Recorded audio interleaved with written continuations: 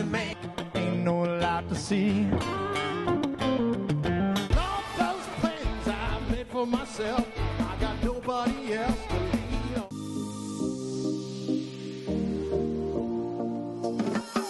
Welcome to everyone joining us to experience stories of resilience, hope, perseverance, and joy.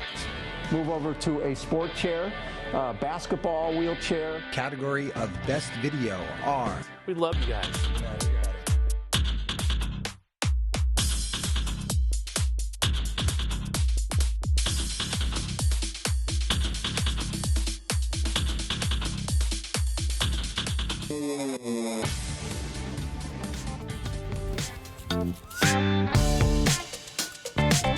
You're watching America Trends. This is our food and beverage episode, I'm going to call this. And if you're not starving yet or thirsty yet, you're going to be after this segment because we have friend of the show, Chef Christophe Cevasco, back again. So good to see you. Fist bump. Good to see We're you. matching Thank you. too. We've got our pre-Valentine's Day outfits on. We're looking pretty good. We look very, very cute and yeah, you sexy. need a little yes. red lipstick though, to go with your outfit. I'm so happy you're back. We met you a couple of months ago, and you were here during the summer. That's talking correct. about Beeside Balcony, which was your first restaurant. First ownership restaurant. Yes, ownership restaurant. And now we're having you back because you have a new restaurant, Cevascos. Yes, indeed. Yes. So tell me about this. I missed the I don't know if it's VIP. I'll call it VIP, but I missed the invite party that I got an invitation to. I wasn't able to go. So talk to me about the new restaurant. Tell me everything I missed and what's on the menu because I'm starving. Well, Cevasco is located directly underneath Beeside in Del Mar. Okay, underneath Beeside. Wow. Just right cool. underneath it. Yes. Well, that's convenient. It's very convenient. Yeah. That's why it was a kind of a no-brainer for me to pick it up. It used to be prep kitchen, then became an Italian restaurant that lasted about 9 months during the COVID. And when it became available, I just had to jump on it. Yeah. And create a different concept. And since it was Italian already, and there's not too many Italian options. Is that what it was? In Del Mar, yeah. Okay, yeah. It was a prep kitchen, and then you said another Italian. Villaggio, okay. Italian, with kind of old school Italian food. Okay. And I saw an opportunity of keeping it Italian because there's really no option of Italian restaurants out there. In Del Mar area. In Del Mar, and making it more of a modern Italian cuisine. Yeah.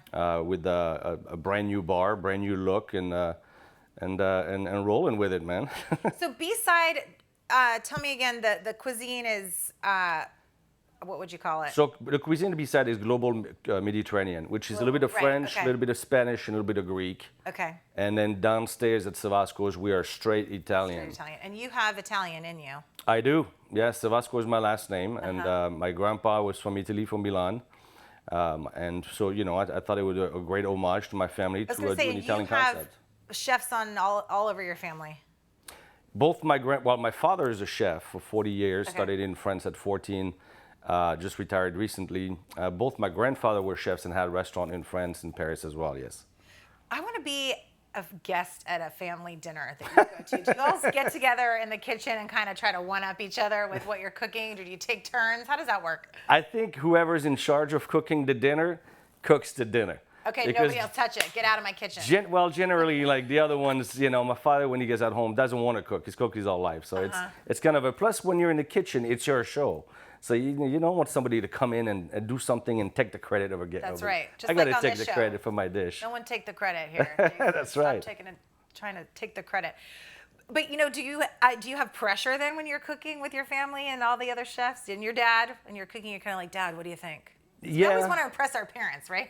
Well, it's funny you said that. My dad actually lives in Spain now. He retired. Okay. And he surprised me for the grand opening. He showed up. To the party that I missed? Yes, yeah. No. Yes, it was. He's here for 2 weeks, and so now he's in the kitchen with me, and that is cool. I asked him to create a little couple things for the grand opening, and all of a sudden he's looking at all my dishes and going, I'm like, okay. But the pressure's You're there. Like, Dad, back off. Yeah, the pressure's there with my dad a little bit. That's pretty cool though that he came. So he surprised you. That's awesome. I was crying.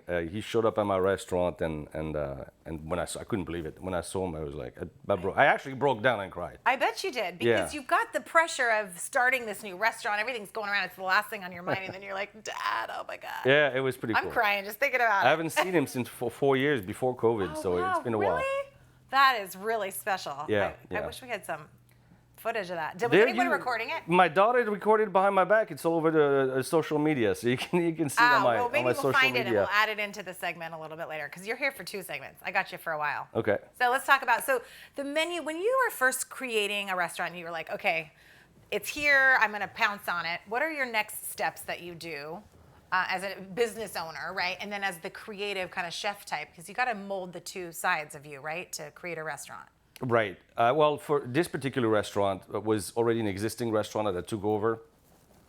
I had to shut it down, kind of rebrand the restaurant, create a menu. Takes a little bit of work and some time. We got it in November. We shut it down for the whole month of December.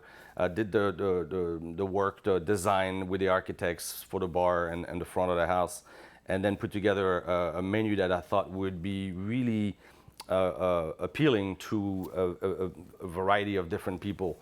But it is still focused on seafood, fresh seafood as well. Okay. Raw bar, a lot of vegetarian and vegan options, all from Italy, but from different regions of Italy as well. And you bring up a good point. I mean, people from all over the country watch this show, but here in California, San Diego specifically, we do need to have that at the front of your mind, right? Because vegan options, vegetarian options, you're going to get probably half of your patrons in a night could be vegan, maybe. Or, I mean, living here, that's a big thing on your mind, probably. In California specifically, Yeah. you have to create a menu that is true to the cuisine that you're trying to represent, with a little bit of a California flair to appeal to the Californians. Yes. And the local community, who are very health focused and seafood focused and vegetarian. So it's important to have a pretty good variety, yes. Okay, cool. I think we have some shots of your food up there. So what's your favorite thing on your menu?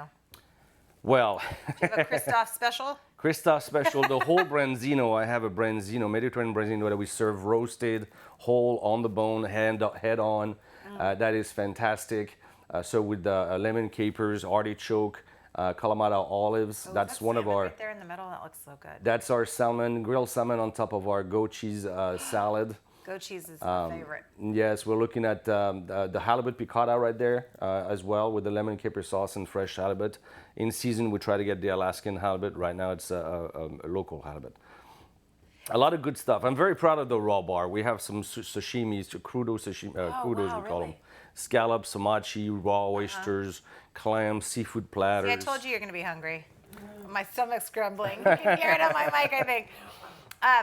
And then do you hire a PR firm or someone to come in? Because like you said, it was already an existing restaurant. So then you kind of have to go through okay, we got to tell the community that this new place is here. Right, that's a very big important part. I actually hired a company called Black X Marketing, which is local. They do an amazing job with restaurants and hotels representing them.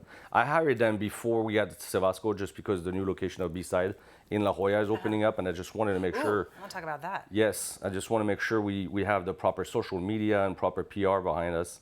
And they did a big push. We've had multiple newspaper cover us, and so, social media platforms across Cevascos and Chef Christophe and the Beeside, the brand. So you have to have a big push for that, yes. Yeah, and I mean, it's really a big part of any business right now is the social media. We kind of got to play the game, right? I mean, the last thing you want to think about is putting pictures on social media, or maybe you enjoy that part of it. I don't know. Do you? I do enjoy it on my personal Chef Christophe, Chef Christophe C.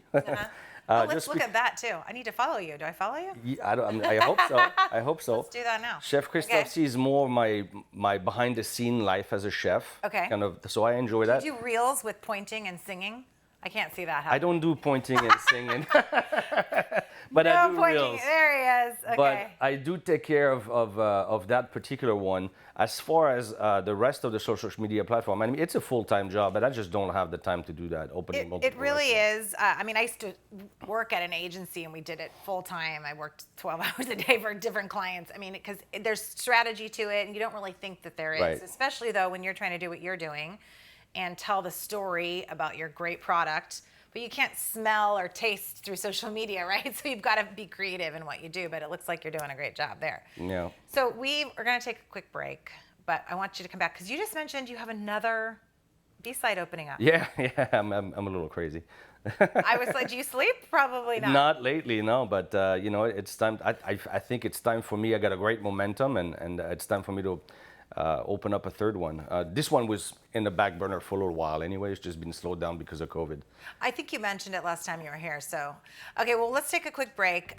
Speaking of social media, everyone at home, take a quick break and go follow us on social media at America Trends TV on Instagram, Facebook, and Twitter, or follow Chef Chris. What'd you say? Chef Christophe C on Instagram, Cevasco.Delmar on Instagram, and Beeside_Balcony on Instagram. On as well. Instagram, and then we'll be right back to talk about more scrumptious meals. All right, after this quick break.